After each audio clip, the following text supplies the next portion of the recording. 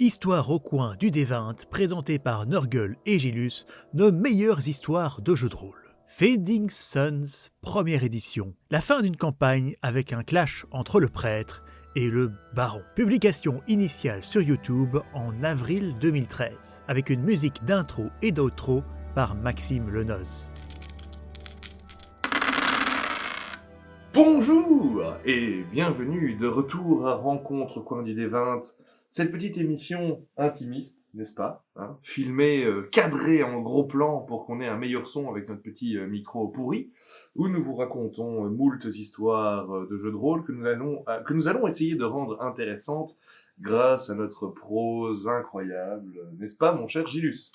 Si, Seigneur. Oui, tout à fait. Eh ben, on va essayer. Et quel est le sujet du jour? Eh bien... Déjà, boire. Moi j'ai déjà ouvert ma bière, hein, donc... La bière du jour est la Taureau. Oui, la bière du jour est une Jupiler de luxe, plus ou moins. Ouais. Eh bien, le jeu de rôle du jour, c'est Fading Sun. Je ne sais pas si on voit bien, mais voilà. Fading Sun est donc un jeu de rôle qui, je pense, on peut dire, que j'ai masterisé pendant un certain temps. Quand même. Et alors, donc, c'est un jeu de rôle futuriste qui n'emprunte rien du tout à Dune. Non. Non. Ça n'a rien à voir avec Dune. C'est-à-dire que Fading Sun est un bon et un mauvais jeu de rôle dans la mesure où c'est un jeu de rôle qui pique toutes ses idées. C'est un jeu de rôle de science-fiction qui pique ses idées à tous les autres univers de science-fiction possibles et imaginables. Et un peu de 40 000, Warhammer 40 000. Voilà, donc ça pique à Warhammer 40 000, ça pique à Alien, ça pique à Dune. Qu'est-ce qui m'était venu d'autre Alien.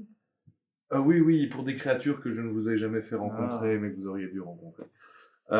Aussi à Star Wars, parce qu'il y a des histoires de force obscure et de force claire. Et surtout Dune, quand même, j'ai envie de Oui, dire. Entre autres, oui. il y a tout le système d'armure énergétique, qui est Tout à très fait. proche aussi de Dune, parce que tu dois frapper ni trop fort, ni trop faiblement. C'est assez bizarre, mais très, très chouette. Voilà. Et donc, j'ai masterisé ce jeu pendant quelques années avec plusieurs personnages et avec, comme d'habitude, mon cher Gilus et néanmoins Frangin autour de la table. D'autres personnages dont on vous a déjà parlé, à savoir... On va un petit peu décrire comment était le groupe. Oui, voilà. Commence par présenter ton personnage. Donc, au début, j'ai commencé dans Fading Sun. Je jouais un avocat. C'était un très bon personnage. Qui était un personnage assez comique. Non, en fait, pas vraiment. Il était plutôt chiant. D'ailleurs, je l'ai arrêté au bout d'un certain temps.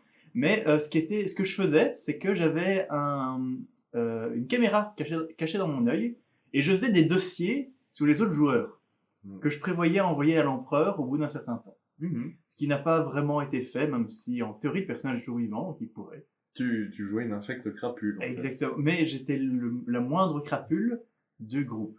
Mais mon personnage principal, que j'ai joué juste après, était le père Melchior. C'était donc un prêtre, et dans ce monde, la religion est très importante. Hein. C'est vraiment de l'obscurantisme moyenâgeux d'un point de vue religion. C'est Warhammer 40 000, si tu nous écoutes. Oui, donc voilà, il y a l'orthodoxie galactique qui est une religion très fondamentaliste, mais dans l'espace. Voilà. Et donc je vénérais le pancréateur. Gloire s'est rendue au pancréateur, et je ressemblais à un prêtre orthodoxe. J'avais un grand chapeau, parce qu'un chapeau c'est toujours bien, Une grosse barbe. et une grosse barbe qui changeait de couleur tous les jours. Oui. Je me sens que tous les prêtres avaient une espèce de malédiction, ou alors j'ai reçu ça en non, sort. Oui, non, ça s'appelle l'estus, et c'est quand tu ne respectes pas bien les credos de ta religion, et quand tu abuses trop de tes pouvoirs. Échec critique. Voilà, donc tu commences à te pouvoir. choper des espèces de mutations, parce qu'évidemment, on n'abuse pas du pouvoir du Tout-Puissant. Et donc, ta mutation, c'était que... Tous les jours, je vais tirer la couleur de ma barbe. Sa pilosité changeait de couleur tous les jours. Mais sinon, tu étais un personnage qui était assez croyant. Et en fait, mon personnage était très croyant. C'était un prêtre, très, très dans son trip, assez ouvert d'esprit, en fait, mais très juste et très bon. Ce qui a amené quelque chose dans bon. Oui, non, je jouais le personnage vraiment. Tu faisais preuve de charité chrétienne. Oui, donc, très charitable, juste, et franchement, c'était le personnage loyal bon. Vraiment. Et avec ce cher compagnon, il y avait d'autres personnages beaucoup plus bizarres et beaucoup plus obscurs. J'aimerais bien commencer par les plus calmes. Dans mon souvenir, il y avait Marie-Ange. Marie-Ange, si tu nous écoutes, qui jouait une nana extraterrestre. Bleu. Voilà, qui sont des espèces d'elfes bleus de l'espace, dont je me souviens plus du nom maintenant. Je suis un mauvais maître de jeu. Qui était la joyeuse Lara Croft de l'espace. Je pense qu'il y avait pas moyen de dire ça autrement. Voilà, elle crapahutait à l'aventure, elle foutait la merde, elle se battait, elle était contente tout le temps. Qui est-ce que je suis en train d'oublier avant de passer aux deux affreux? Personne, je pense.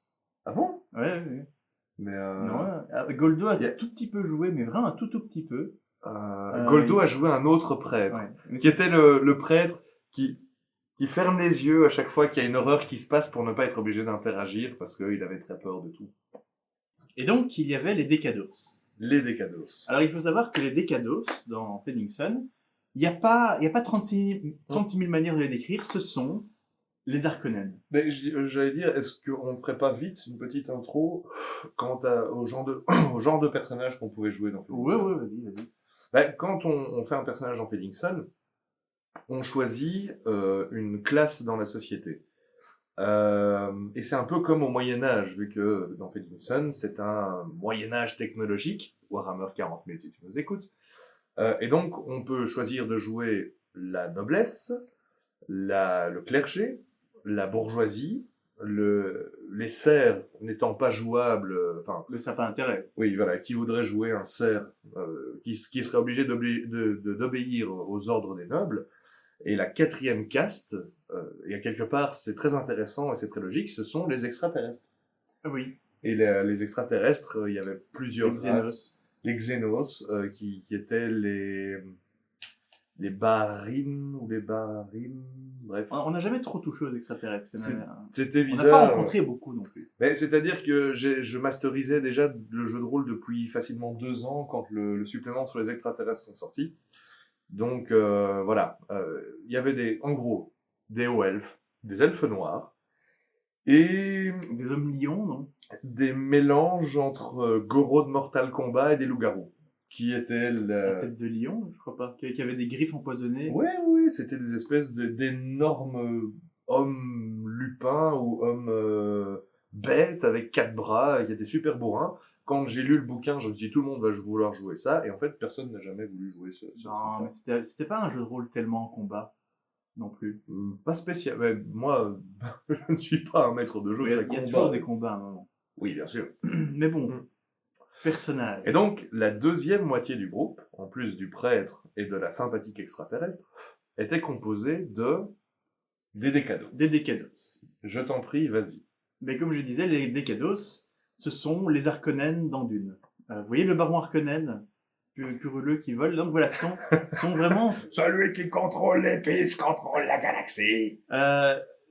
Leur nom est très subtil, Décados. Et Décados. Donc ils sont extrêmement décadents. Enfin voilà, c'est une famille noble, mais ouais. hyper cruelle, qui de tout temps a commis des exactions abominables, mais ils font partie de la noblesse. Donc l'empereur essaye de s'en débarrasser, mais comme ce sont les Décados, et qu'ils ont des manigances un peu partout, il a du mal à s'en débarrasser. Et comme par hasard, ça a intéressé 2 de mes joueurs. Voilà, qui ont joué frère et sœur. Ouais, le frère et la sœur. Donc il y avait la petite Val. Petite Val, si tu nous écoutes. Qui a joué donc je ne sais plus le nom de son personnage. C'était Kessara Décados. C'était Kessara, non? Moi je me souviens plus. Là, oui. Je pense que c'était Kessara. Si je me trompe, je suis désolé. Et ben voilà, qui était décadente, mais ça allait. Elle jouait la noblesse un petit peu hautaine et tout, mais honnêtement ça allait. Elle était quand même assez starbée. Hein. Ouais. Elle avait pris comme donc sur sa fille. Mais peut-être que je sais pas tout aussi, parce qu'il cachait des choses entre.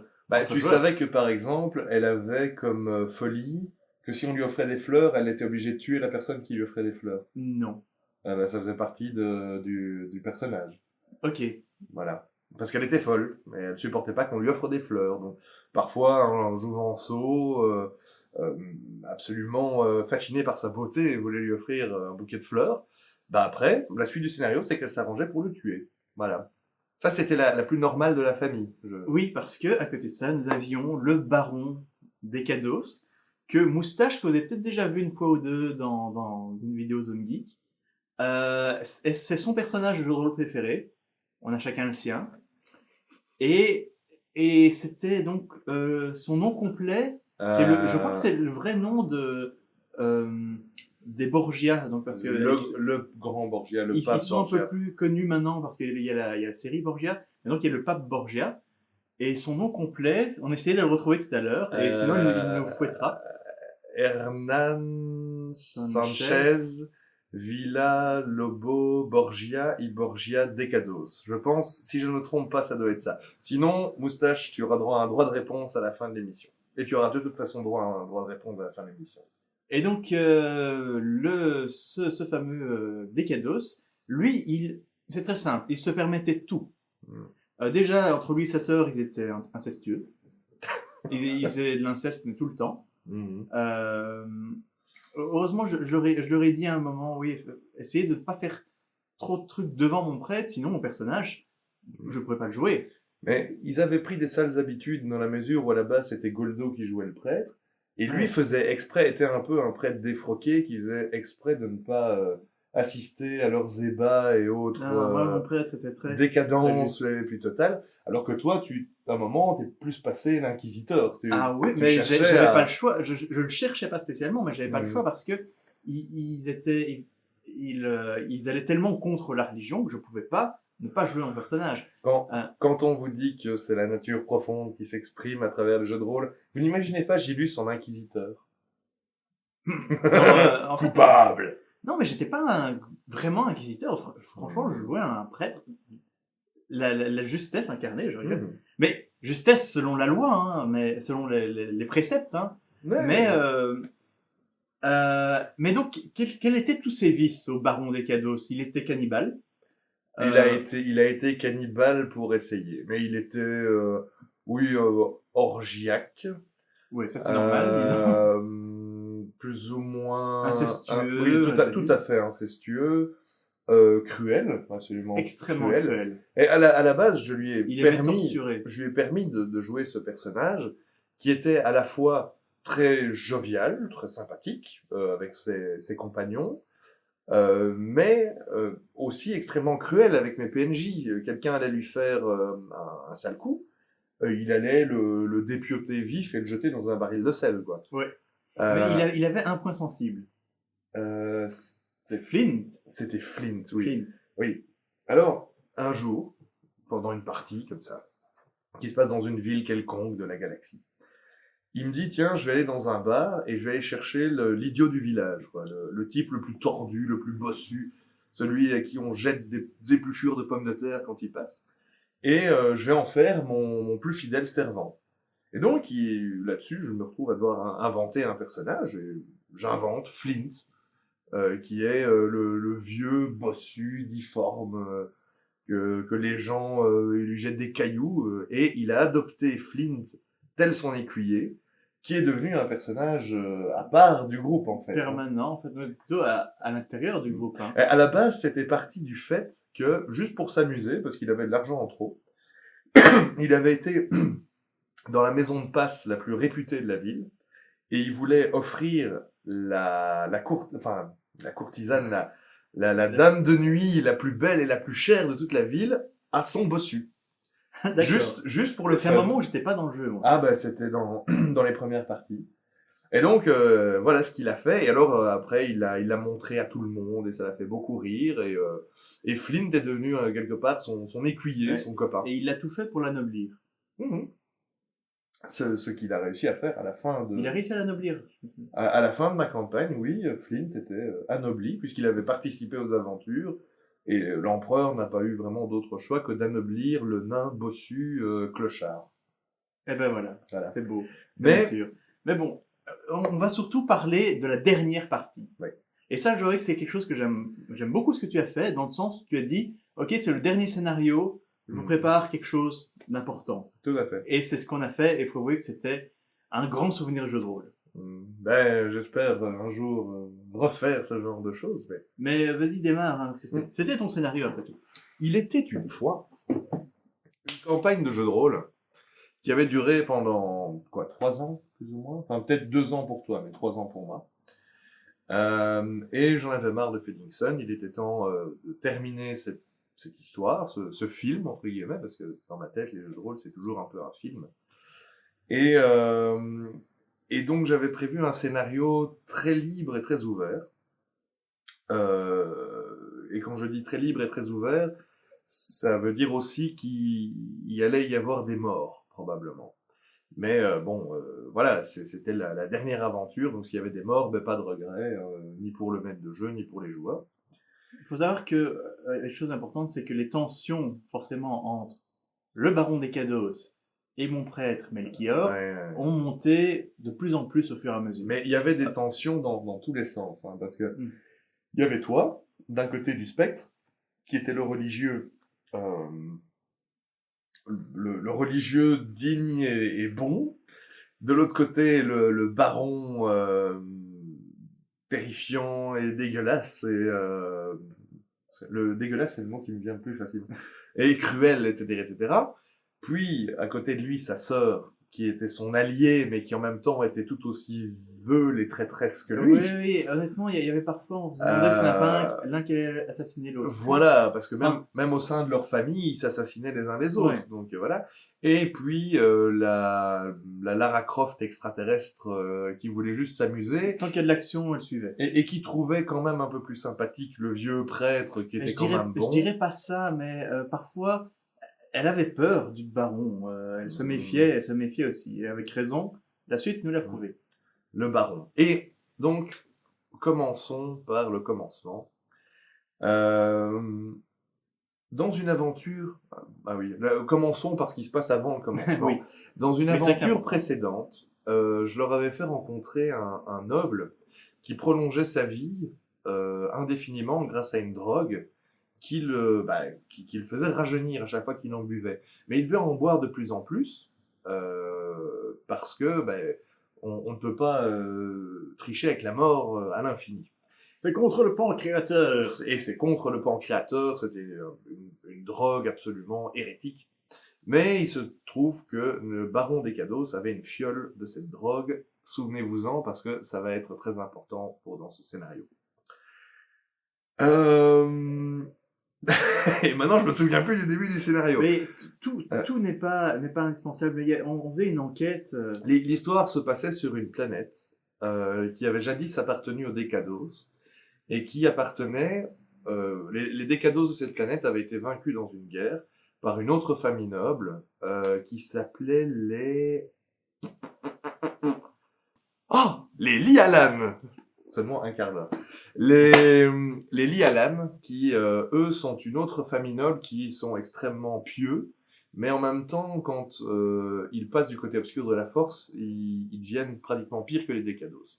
Et toute l'histoire, c'était que la gentille famille régnante, c'était des démonistes qui essayaient d'invoquer un démon et qui avaient foiré leur coup. Et qui avait invoqué le grand démon en 2 entités différentes, qui s'étaient incarnées dans 2 personnages différents de l'aventure, à savoir un vieux prêtre. Il y avait un haut prêtre. Ouais. Il y avait un haut prêtre et un espèce de rebelle. Et en gros, le but de mon aventure, c'était qu'il s'allie soit avec le rebelle des Cados, ou le vieux prêtre Lialan. Le fait était que à la fin, les joueurs allaient aider ces 2 personnages à se rencontrer, et lorsqu'ils allaient entrer en contact, ils allaient se morfer l'un dans l'autre et créer un démon. Bienvenue dans le monde des jeux de rôle Zarbi. Et je trouve que tu avances un petit peu, mais c'est pas grave. Oui, bon. Parce que là, il parle de choses que forcément nous on ne savait pas. Racontons plutôt l'aventure. Et le point le plus important, c'est qu'à un moment, on commence à disons que le moment clé, j'ai envie de dire, c'est qu'à un moment, on commence à fouiller des anciennes ruines, parce qu'on n'a rien d'autre à foutre, enfin, c'est notre boulot d'aventurier. Et on se rend compte que ces ruines, en fait, elles ne sont pas désertes du tout.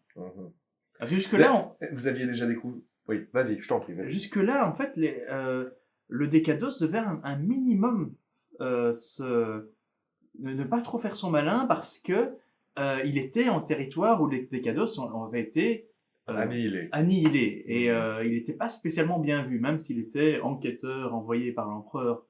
Voilà, il devait faire un petit peu attention. Et donc, dans ces ruines, nous découvrons que il reste des Décados. Beaucoup de Décados. Une armée. Une armée extrêmement forte qui était, je sais plus comment, c'est des espèces d'assassins cyborgs. C'était oui, voilà, c'était des cyber-cosaques. Les cyber-cosaques. Les cyber-cosaques, qui étaient des cyber-soldats. Enfin, des soldats génétiquement et cybernétiquement améliorés pour, en fait, faire un putsch militaire sur la planète d'Eli Allen. Et donc, on tombe chez eux. On se retrouve complètement encerclés, aucune chance. Et ils sont faits prisonniers, en fait. C'est simplement ça. Ils tombent sur la base des rebelles, ils sont faits prisonniers. Et il y a plus ou moins une discussion pour dire, voilà, enfin, ils nous disent, en gros, on va vous tuer. Et alors là, le Décados, qui était toujours très fidèle au groupe, hein, si je dis pas ça, il va m'en vouloir. Mais c'est une caractéristique principale du baron, de Moustache. De Moustache en général. Du joueur, c'est que il est toujours fidèle au groupe. Moi, personnellement, je joue mon personnage. Si mon personnage doit à un moment quitter le groupe parce que ça ne va pas avec les autres, eh ben, c'est comme ça que je le joue. Mais donc, il nous défend. Il dit non, mais les tuez pas, il y a sûrement une autre solution. Et alors, ils disent oui, il y a une solution. On va vous implanter. Attends. Mais je me demande si vous ne le saviez pas déjà avant. Quoi? L'histoire de l'implant. Non, comment ça on savait avant? Oui, on sait qu'on va être implanté. Oui. Mais l'histoire de l'implant, c'est que aux alentours de... Ne m'en veux pas, non, je reprends le truc. L'histoire de l'implant, c'est qu'aux alentours de la grotte, des souterrains du complot, tous les villageois qui approvisionnaient les rebelles en bouffe et en matériaux avaient dans la tête une petite bombe implantée. Et il me semble que vous étiez rendu compte de ça avant même de découvrir le complot. C'est possible. Que dès que les gens du village voulaient vous parler de quelque chose, leur tête explosait. Oui, et Moustache, et le baron Décados lui-même se disait, mais qu'est-ce qui se passe ici? Il faut que j'essaye de sauver les gens. Il avait d'ailleurs pris un vieux sur son cheval en disant, je vais t'éloigner d'ici. Et le vieux était là, non, je vais mourir. Bon, maintenant, dis-moi ce que tu sais. Eh ben, dans la grotte, il y a, et hop, sa tête a explosé. Oui, c'est juste. Et donc, voilà. Et là, vous découvrez le poteau rose, Moustache. Les cyber-cosaques. Les cyber-cosaques vous encerclent, les espèces de... En gros, je les avais imaginés comme... comment est-ce qu'il s'appelle dans Metal Gear Solid? Grey Fox, l'espèce de ninja cybernétique. En gros, c'est des super bourrins, avec des flingues, évidemment. Et tu continues, je continue? J'ai un petit peu continué. Parce que là, ce qui est intéressant, c'est donc évidemment, le baron Décados dit, les Décados vont reprendre cette terre, mais vous avez ma totale coopération. Et il faut savoir que sa sœur n'était plus là. Elle n'a pas participé à la dernière aventure. Oui. Mais, parce que la joueuse ne savait plus venir, tout simplement. Mais donc voilà, il dit, oui, mais vous avez ma totale coopération pour reprendre ça. Moi, mon personnage, il n'est pas content, mais il a fait un petit peu parce qu'il n'a pas envie de mourir. Et donc, les Cosaques disent, ok, on va vous implanter la puce pour que vous puissiez... À toi et à Marie-Ange, l'extraterrestre. Oui, à moi et à l'extraterrestre. Comme ça, vous direz rien et on vous laisse la vie.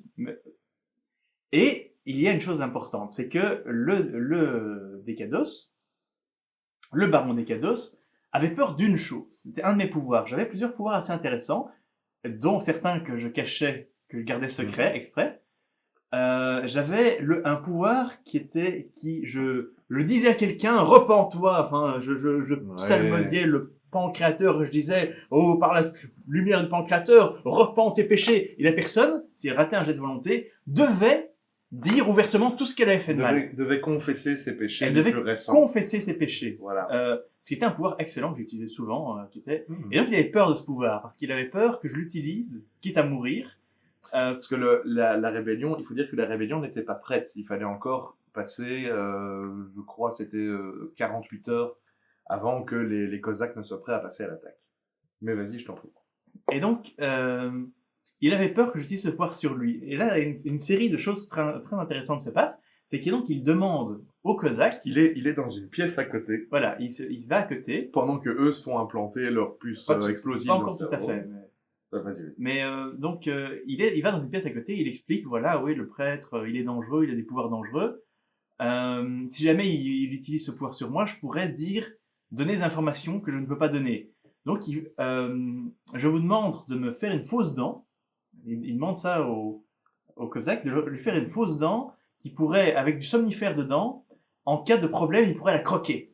Mhm. Il veut pouvoir casser une dent qui va l'endormir et l'empêcher de succomber au pouvoir divin de notre ami Gilus. Mais là, un pouvoir qu'il ne savait pas que j'avais, enfin, donc une combinaison, Ça, c'est grandiose.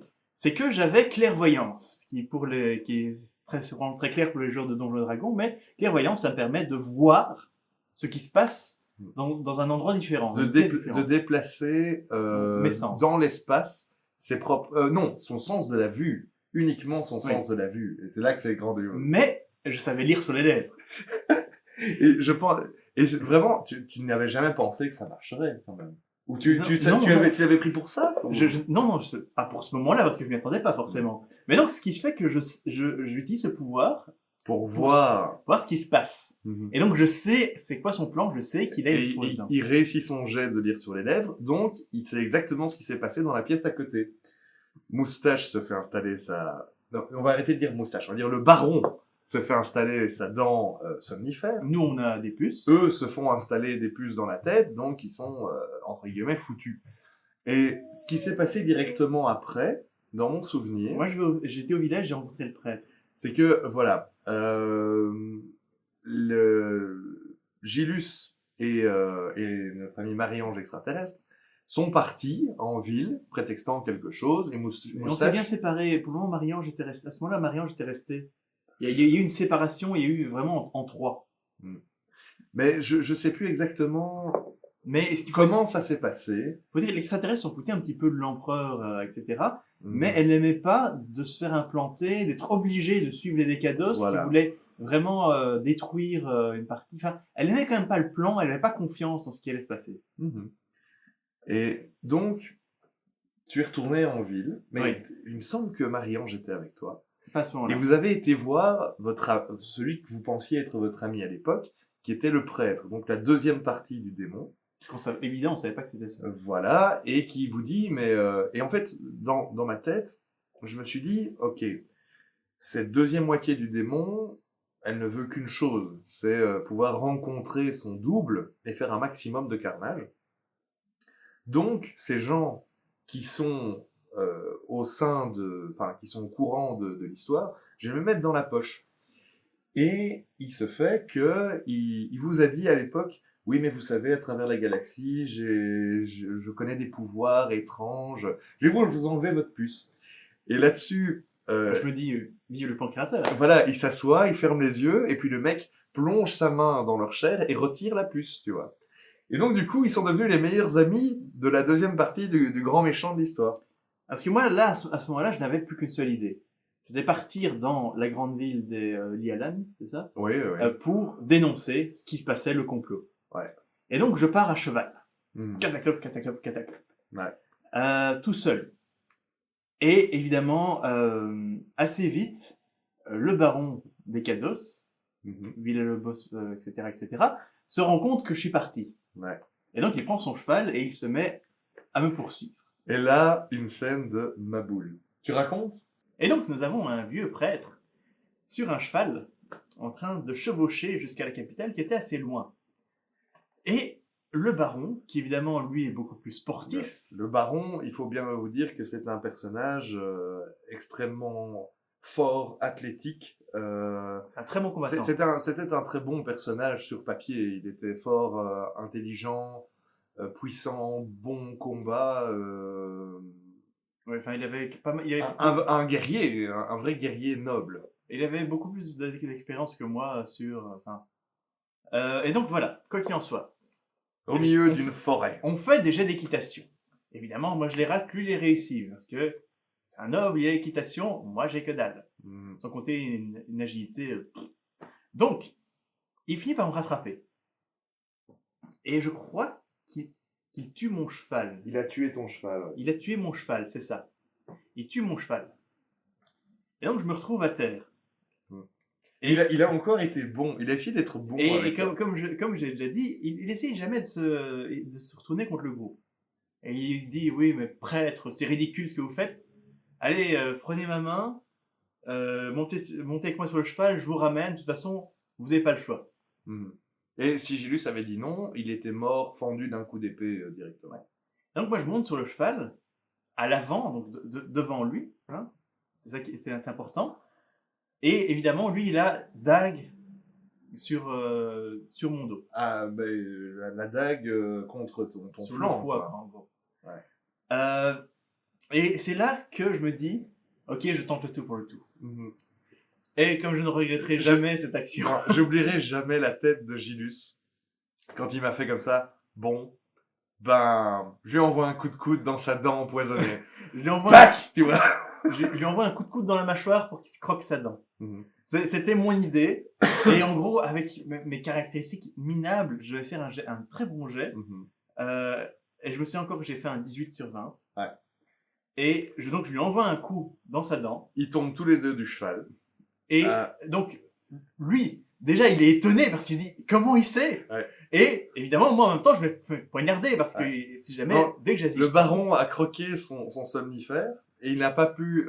Là, je me suis dit non, je lui donne pas l'occasion de le recracher. Il est tellement surpris qu'il l'avale. Le prêtre se prend le coup de couteau dans les côtes et ils tombent tous les deux du cheval. Et là, j'ai pu mettre en scène une des scènes que j'ai préférées, où le prêtre se vide de son sang, il est prêt à se défendre, et il y a l'énorme guerrier qui approche et qui lutte contre le sommeil, et finalement, il s'effondre avant d'avoir pu tuer le prêtre. Et là c'est ton aventure. Mais attends, je sais qui. Mais là en fait, t'as prévenu les Lialan. Oui, je suis monté sur le cheval, oui. Et Voilà. j'étais chercher les Lialan. Et- En train de mourir. J'étais en train de mourir. Et donc tu les fais soigner. Et il y a eu le clash final qui était quelque... Oui, oui, parce qu'il y a encore un autre truc. Oui. Donc toi, tu vas chercher les Lialan, et le baron se réveille au milieu de la forêt. Il a pas de cheval, il a rien. Et puis je lui dis, tiens, tu vois un patrouilleur rural. Le patrouilleur rural, c'est le flic qui surveille les routes, qui arrive et qui fait ça va bien, vous n'avez besoin de rien. Et là-dessus, il lui envoie une grosse torgnole, il lui pique son cheval, et il va chercher qui il croit être sa dernière alliée, à savoir notre amie Marie-Ange d'Extraterrestre, qui finalement lui sort, non, ton histoire de rébellion, ça m'intéresse pas, je vais plutôt aller du côté de l'armée qui va péter la gueule à tes cyber-robots. Repoursuite à cheval. Et alors là, en plus, c'était hyper... vas-y, raconte. Ok, mais c'était hyper intense parce que c'était deux personnages très forts, Ah. physiquement et très agiles. Ouais. Et ça donnait... J'avais du mal à imaginer la scène. Un combat sur le cheval, Oui. entre les deux chevaux, et t'as un qui sautait sur le cheval de l'autre, qui commençait à se battre, puis il y en a, ils se retournaient, ils se mettaient debout sur le cheval en équilibre, t'as l'elfe qui avait une tonne d'agilité, qui se mettait debout sur le cheval en équilibre, en train de taper, puis il sautait sur un autre cheval, et ça donnait un truc... même Michael Bay aurait trouvé ça trop exagéré. Ah, effectivement. Mais c'était assez glorieux. Mais je voudrais juste retrouver le nom des extraterrestres que jouait Marie-Ange. Mais je ne me souviens plus exactement quand... Je crois que en chemin, il tombe sur la troupe que j'amène là-bas. Avec les Lialan. Et donc là, il se fait capturer. Le baron. Ouais. Il s'est fait capturer. Et je vais Il pas n'était dire pas heureux. traîner dans la boue, mais il était prisonnier. Et de toute façon, quand les deux armées ont été plus ou moins face à face, ce qui s'est passé, c'est que le prêtre et le chef des rebelles se sont serrés la main. Il y a en fait un truc important. Je sais plus très bien comment j'avais trouvé ça, mais il y avait quelque chose de pas net avec le Oui. avec donc le prêtre. Et je m'en étais rendu compte. Je sais plus très bien pourquoi. Mais et entre autres son pouvoir, oui, je sais retirer votre puce. Ça me semblait bizarre, ça me semblait pas très catholique, si vous permettez.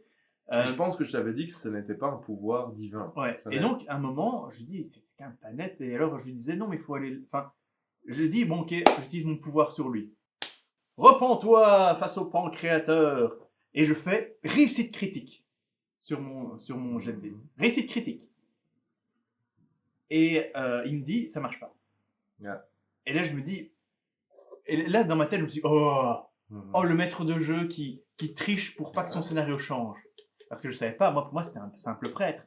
C'était une antinomie, à savoir quelque chose qui est totalement à l'abri du pouvoir de Dieu. Et donc, j'étais un petit peu pas content, Mhm. mais je comprenais pas ce qui se passait. Et donc, oui, vas-y. Et donc là-dessus, au moment où nos aventuriers se préparent à faire la bataille finale et où le baron se dit oh, merde, les deux moitiés du démon se rassemblent, formant un espèce d'œuf qui commence à grossir, grossir, grossir, grossir. Et là, tout le monde se regarde en disant putain, mais qu'est-ce que c'est que ce truc? Et on émerge un énorme démon, tel qu'on peut imaginer un démon cornu, ailé. Et alors, que faire? Et alors, que faire? Il ne faut jamais, au grand jamais, avoir une âme corrompue. Ah, Non. et en fait, ça c'était le petit truc final, c'est que pour terminer de devenir surpuissant et pouvoir détruire la planète, le démon s'adresse à toute l'assemblée et dit voilà, il me faut l'âme la plus corrompue dans ces lieux, et l'âme la plus corrompue en ces lieux, c'est le baron des Cados. Sacrifiez-le en mon nom, sinon bah, je vous trucide tous. Et donc les gens se regardent un petit peu, certaines personnes partent à l'assaut pour essayer de le buter. Je ne sais pas comment cet enfoiré arrive à s'enfuir, ça je me souviens plus exactement, mais il a réussi à s'enfuir. Il a fait ses bons jets. Et là, il prend, je crois que là c'était une espèce de char d'assaut, et il se dit bon, ok, le truc, et alors je lui explique que cet énorme démon qui fait 35 mètres de haut est à sa poursuite, et ah oui, oui, il y avait un vaisseau qui était là. Et il dit ok, ben C'était le vaisseau qui devait nous ramener, je crois. c'était le vaisseau qui était censé vous ramener. Et il prend en otage le pilote du vaisseau et lui dit bon bah écoute, maintenant toi, mec, je suis désolé, tu montes dans le vaisseau, on va le plus loin possible avec le démon au cul. Et il est tellement intimidant que ça marche, le mec rentre, fait démarrer son vaisseau et piou, il part. Vaisseau spatial, hein. Vaisseau spatial, tout à fait. Et ils partent, quittent l'atmosphère de la planète avec un démon au cul, démon qui s'en fout complètement d'être dans l'espace, qui les suit. Et il dit au pilote, ben voilà, tu lances ton vaisseau vers le soleil et tu fonces dans le soleil. Espérons que le truc nous suive jusqu'au bout. Là-dessus, bon, ben, il continue. Puis à un moment, le baron a quand même un petit regret en disant, oui, il y a peut-être moyen. Mais en pilote automatique, mec, dit-il toujours au PNJ que je suis en train de jouer, qui était un PNJ lambda, mais qui tout d'un coup a pris une importance énorme, qui était le pilote du vaisseau. On va se mettre dans une capsule de détresse, et juste avant d'arriver au moment où le soleil va nous brûler, tu éjectes la capsule. Et là-dessus, truc extraordinaire, ils éjectent la capsule, Oui, le démon arrive sur chope le vaisseau, commence à introduire ses pseudopodes un petit peu Voilà. partout. Et le vaisseau fonce sur le soleil. et le démon meurt, et ils sont, il y a une capsule de détresse. voilà, Qui flotte. PNJ numéro 16 et le baron sont dans Si la je puis capsule. dire, à mon avis, la gravité les aurait ramenés vers le soleil, mais Oh, mais tu sais, hein.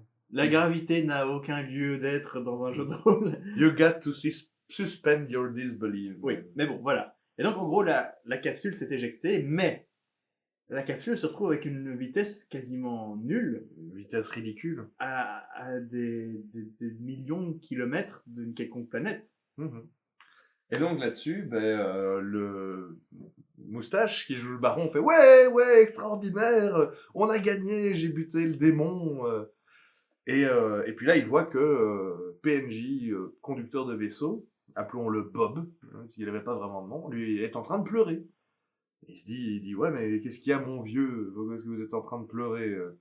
T'as vu, hein, comme j'imite bien. Qu'est-ce qu'il y a, mon Mais qu'est-ce qu'il y a, mon vieux?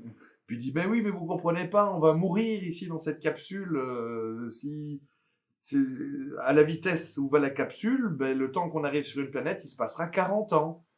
Et là-dessus, ben, il se fait, oh merde, mon personnage va quand même mourir. Puis je lui dis, mais oui, fouille quand même tes poches, voir ce que tu as, il y a peut-être quelque chose qui peut aider. Et il avait encore la potion qui permet d'allonger sa vie artificiellement, même son nourriture en fait, c'est ça qui est extraordinaire, qui lui permettait de vivre 40 ans de plus. Mais sans se nourrir, ça avait des effets secondaires bizarres. Et donc, là je me dis... Et il a dû manger, je parie qu'il a mangé le pilote. Il a probablement mangé le pilote. Et comme j'ai toujours dit, il a joué à Pong pendant 40 ans. Voilà. Sur la machine. Il a dû se faire chier. Et donc, c'est la fin de mon aventure, mais il devait y avoir un épilogue.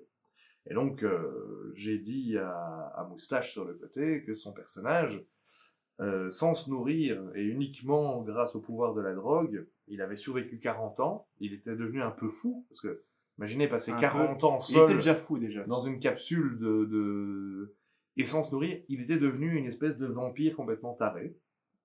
Et je lui ai dit, voilà, 40 ans ont passé, qu'est-ce que tu fais? Et ben, va, raconte la destinée de ton vieux personnage. Et donc 40 ans plus tard, mon personnage a... Je dis souvent vieux prêtre, mais en fait il n'était pas spécialement vieux, il avait la trentaine. Ce qui est pas vieux. Ce qui est même le fleuron de la jeunesse. Et donc il se retrouve... 40 ans plus tard, mon prêtre est devenu un haut placé dans la théologie. Il était dans un monastère. J'étais dans un monastère, je crois que j'avais dit que j'étais devenu professeur de théologie, 70 ans, et un jour je sors, et je me retrouve face à quelqu'un encapuchonné. En pleine nuit, dans le jardin, dans le clos du monastère. Voilà. Et il y a un homme encapuchonné qui m'attend, que je reconnais très vite. Et je crois qu'il m'a dit quelque chose du genre, est-ce que vous êtes prêts? Et tu lui... il t'a dit... Et je lui ai dit, j'ai eu une bonne vie. Je sais plus. Moi, dans mon souvenir, t'avais sorti un truc genre mon âme y est préparée, et la vôtre. Non, Indiana Jones. Je crois que ça aurait été mieux en fait. Mais je crois que j'ai juste dit, ben voilà, écoute, moi j'ai une vie quoi. J'ai pas passé 40 ans à jouer à Pong en grignotant un pilote. Non, mon personnage a eu sa vie. Oui. Et il m'a embroché sur une épée. Voilà. Et il l'a empalé sur une épée, il l'a laissé parmi les roses du clos du monastère. Et après, il a été revoir Marie-Ange extraterrestre. Qu'elle n'avait pas vraiment vieilli. Ben, elle, c'est une espèce d'elfe, donc elle peut vivre jusqu'à 280 ans, donc elle avait à peine vieilli. Et il est revenu, et ça a été du roleplay en direct, où il lui a fait, bon, ben voilà, je suis de retour, est-ce que tu veux repartir à l'aventure? Et elle lui a fait, ouais. Voilà. Et c'était la fin de Feddingson. Et ça restera la fin de Feddingson. Voilà. Oui. Mais c'était assez épique. J'aime bien quand une histoire finit. Ça, c'est quelque chose qu'on se rend rarement compte. Ouais. J'aime bien qu'il y ait une finalité à même un jeu de rôle. Et ça finit, quoi. Il y a une fin. C'est quelque chose que je n'ai pas eu l'occasion de faire pour Deadlands, par exemple. Moi, j'aimerais que tu finisses Deadlands. Hein. Je dis ça, je dis rien. Ouais, je sais. Ça viendra peut-être un jour. Dans un avenir lointain. Ça fait 5 ans qu'il dit ça. Oh là là, mais... Qu'est-ce que le temps face au roleplay? Mais voilà. C'était nos histoires. C'était Feddingson. Et je crois que tout a été dit. Une longue émission aujourd'hui. Ouais, quand même. C'est vrai que c'est long, mais je crois qu'il y a l'histoire. Eh bien, là-dessus, on vous laisse rêver et on vous dit à la prochaine. Bye bye bye bye. Chaque fois, tu oublieras jamais. Je suis Ah, mais ça tombe. Ah, bah, dis donc.